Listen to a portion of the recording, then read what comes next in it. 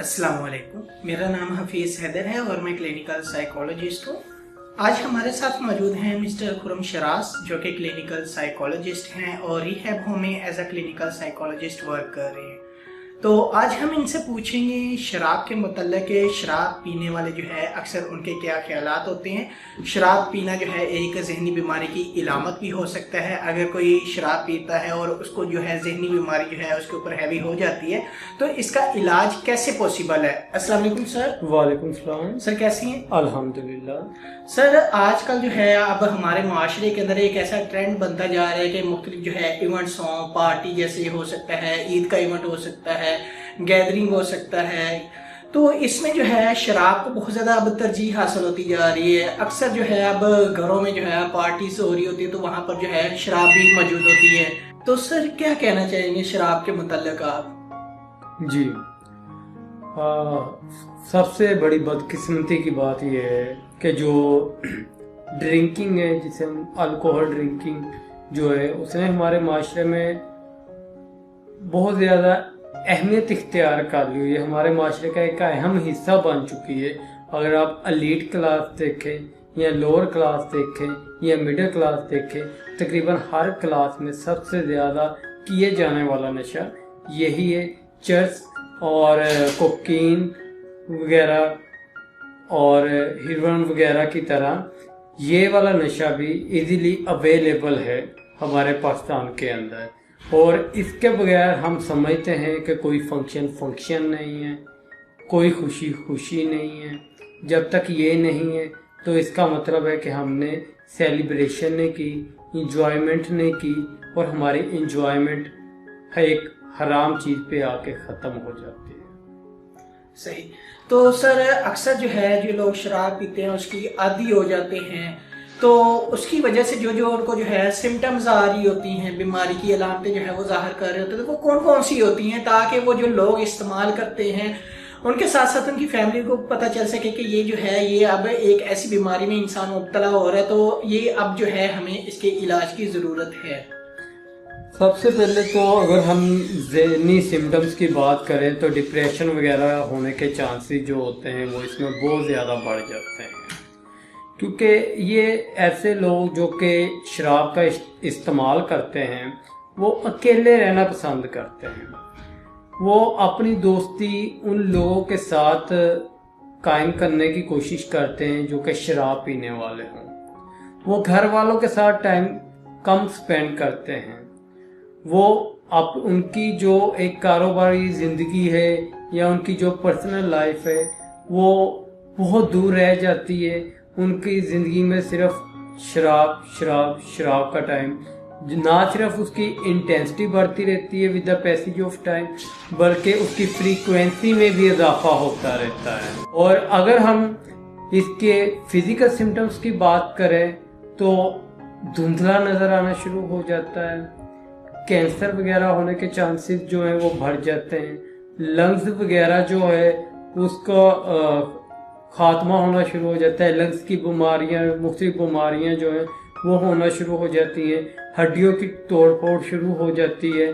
इसके अलावा हमारा इम्यून सिस्टम जो है वो बहुत ज़्यादा कमज़ोर हो जाता है। सर तो हमारे मुआशरे में जो लोग शराब पीते हैं असल में इसके पीने के पीछे क्या वजूहात हो सकती हैं? हाँ जी, शराब पीने वालों के पीछे कई वजूहात हो सकती हैं। अगर हम उनको जनरली दो कैटेगरी में डिवाइड करें तो आप कह सकते हो कुछ इन्वायरमेंटल फैक्टर होते हैं, कुछ जेनेटिक्स होते हैं। जिनके वालिदैन पहले एडिक्शन करते रहे हैं उनके बच्चों में ये चांसेस बहुत ज़्यादा होते हैं कि वो भी बड़े होकर एडिक्शन करेंगे। मोस्टली आपने देखा होगा कि एक ही फैमिली के मुख्तलिफ लोग जो हैं वो इस नशे में मुब्तला होते हैं और पूरी की पूरी फैमिली अल्कोहल का इस्तेमाल कर रही होती है। अब ना सिर्फ उसके लिए आपका मज़हब इस्लाम का ना होना काफ़ी नहीं है, बल्कि अब इस्लामी मज़हब वाले भी ये काम कर रहे हैं। ईसाई लोग तो चलो करते थे, यहूदी करते थे, लेकिन मुसलमानों ने भी ये काम अपना लिया है। और अगर हम इसके इन्वायरमेंटल फैक्टर्स की बात करें तो इन्वायरमेंटल फैक्टर्स के अंदर अगर तो छोटे हुए कोई फिजिकल सेक्सुअल अब्यूज़ हुई हो या निगलेक्ट वगैरह चाइल्ड हो तो उसमें ये चांसेस ज़्यादा टेंडेंसी होती है कि वो बड़े होकर ये काम कर सकता है।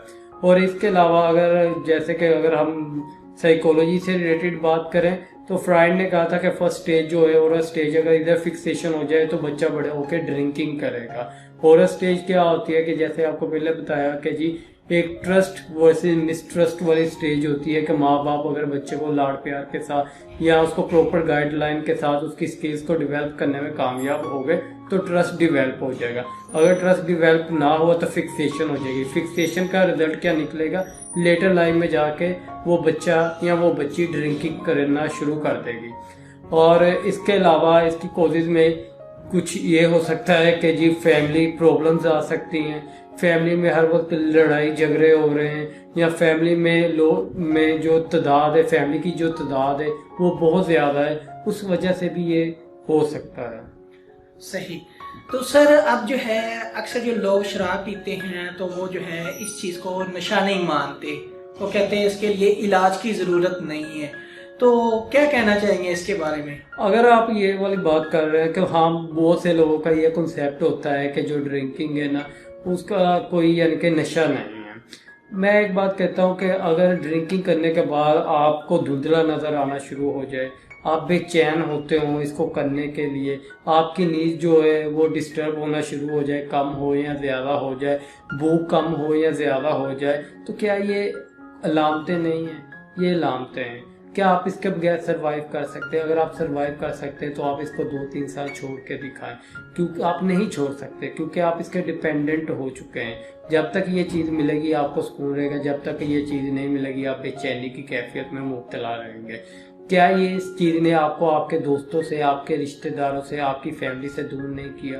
क्या इस चीज़ ने आपका जो है सोशल ऑक्यूपेशनल लाइफ को डिस्टर्ब नहीं किया? क्या इसने आपके जो है एक फैमिली में जो आप यानी कि सब पहले मिल के बैठते थे अब आप अकेले बैठना शुरू कर चुके हैं, क्या इसने आपके अंदर इमोशनल तब्दीलियां नहीं लेके? क्या आप ज़्यादा गुस्से वाले नहीं हो गए?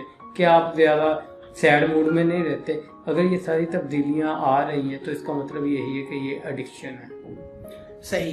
तो सर अब जो है इसका इलाज कैसे पॉसिबल हो सकता है? जी इलाज की अगर हम बात करें तो इसको भी 2 कैटेगरी में डिवाइड कर सकते हैं, एक तो इंडोर एक आउटडोर। इंडोर की अगर हम बात करें रिहेबिलिटेशन सेंटर्स हैं, मुख्तलिफ रिहेबिलिटेशन सेंटर्स हैं हमारे इधर फैसलाबाद में, as you people know that कि हम भी इधर ही जॉब कर रहे हैं रिहेबिलिटेशन सेंटर में। तो ये एक बहुत अच्छा इन्वायरमेंट है जो कि एक एडिक्ट पेशेंट के लिए बहुत ज़्यादा अहमियत का हामिल हो सकता है, उसकी ज़िंदगी को चेंज करने के लिए गेम चेंजर का रोल अदा कर सकता है। रिहेबिलिटेशन में आपको कम से कम भी 1 महीने से लेके 1 साल तक आप स्टे कर सकते हैं, और इस दौरान आपको नई स्किल्स सिखाई जाएंगी, आपको टैकल करना सिखाया जाएगा। जो डिस्टर्बेंस इमोशनली डिस्टर्ब हो गए या डिप्रेशन में चले गए, आप ड्रिंकिंग की वजह से, अल्कोहल की वजह से, आपको इस चीज़ से बाहर निकाला जाएगा। आपको स्किल्स सिखाई जाएंगी कि आपके अगर दोबारा क्रेविंग होती है तो आपने इसके साथ किस तरीके से कोप करना है। और अगर हम दूसरी फेज की बात करें तो दूसरा है आउटडोर ट्रीटमेंट। आउटडोर ट्रीटमेंट में जो है वो आपको मेडिसिन रिकमेंड कर दी जाती है, उसके साथ साथ आपको और आपकी फैमिली को प्रॉपर गाइडलाइन प्रोवाइड की जाती है। डेली बेसिस पे आप सेशन करवा सकते हैं। अगर आप उन गाइडलाइन पे अमल करें तो आप घर रह के भी इसको क्विट कर सकते हैं, छोड़ सकते हैं इसको। लेकिन उसके लिए ज़रूरी यही है कि प्रॉपर गाइडलाइन, प्रॉपर उस पर आपका अमल दराम और प्रॉपर रिस्ट्रिक्शन फैमिली की तरफ से, ये चीज़ें बहुत अहमियत का हामिल हुई हैं। शुक्रिया सर, आपने जो है हमें एक अच्छी इन्फॉर्मेशन हमारे साथ यहाँ पर शेयर की है। तो आई होप सो कि आप लोगों को मालूम हो गया होगा कि शराब पीने वाले जो है वो एक जहनी बीमारी में मुब्तला हो सकते हैं और उसकी कौन कौन सी अलामतें हो सकती हैं और इसका इलाज जो है कैसे पॉसिबल हो सकता है। और अगर आपका कोई भी फैमिली में कोई भी मेंबर या कोई दोस्त अहबाब या कोई रिलेटिव ड्रिंकिंग कर रहा है और वो विलिंग नहीं है इलाज करवाने के लिए, बात और ऐड करना चाहता हूँ, अगर तो बंदा विलिंग नहीं है इलाज करवाने के लिए तो उसका रिजल्ट जो है वो अच्छा नहीं आएगा। विलिंग अगर होगा तो उसका रिजल्ट बहुत अच्छा आएगा।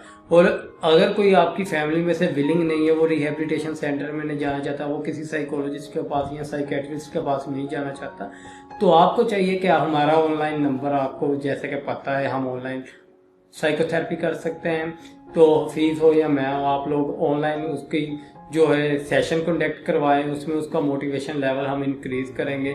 जो हमने एक स्टेजेस पढ़ी थी, कंटेम्पलेशन, उसमें से निकाल के उसको कंटेम्पलेशन वाली स्टेज में लेके आएंगे और उसको इस बात पे रजामंद करेंगे कि वो खुद आपसे कहेगा कि अब मैं इलाज करवाने के लिए विलिंग हूँ और मुझे इलाज की ज़रूरत है और मुझे रिहेबिलिटेशन सेंटर में छोड़ा है या मुझे कोई मेडिसिन वगैरह रिकमेंड करवा दो, साथ प्रॉपर सेशन दिलवा दे ताकि मैं अपनी ज़िंदगी को बेहतर बना सकूँ।